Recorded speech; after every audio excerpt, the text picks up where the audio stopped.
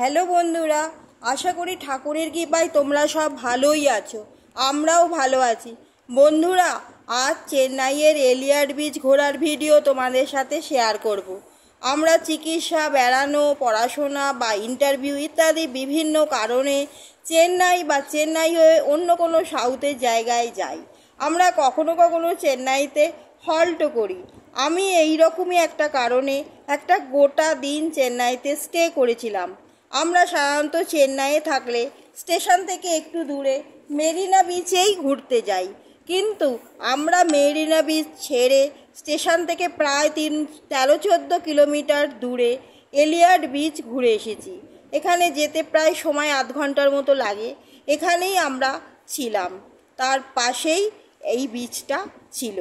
আমাদের থাকার জায়গা থেকে বিচটার দূরত্ব মোটামুটি 5 মিনিটের মতো। মেরিনা বিচের মতো এই বিচে তত ভিড় হয় না, কিন্তু অপূর্ব বিচ। এখানে প্রচুর চেয়ার আছে। তোমরা অনায়াসেই কয়েক ঘন্টা বসে বসে সমুদ্রের ঢেউয়ের ওঠা পড়া দেখতে পারবে। মনটা এত ভালো হয়ে যায়, কি বলবো। আমি আমার 58 বছর বয়সেও হারিয়ে গেলাম। হাজব্যান্ডের সাথে বিভিন্ন পোজে ছবি তুলেছি, তোমাদের শেয়ার করলাম।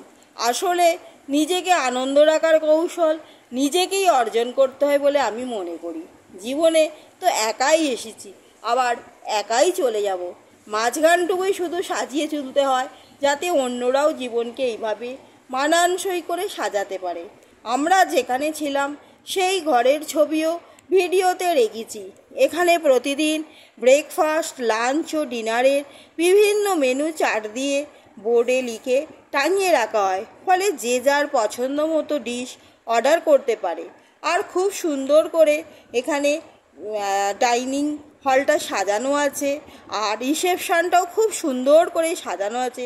বিশেষ করে ফুলের সাজানোটা আমার ভীষণ ভালো লেগেছে। খাবার দাবারও অসাধারণ রান্না।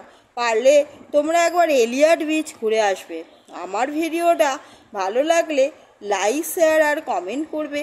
আর তোমাদের কাছে লাইভে অনেক অনেক কথা শেয়ার করার জন্য আমার চ্যানেলটা অবশ্যই সাবস্ক্রাইব করো। আজ এখানেই, তাহলে আসি।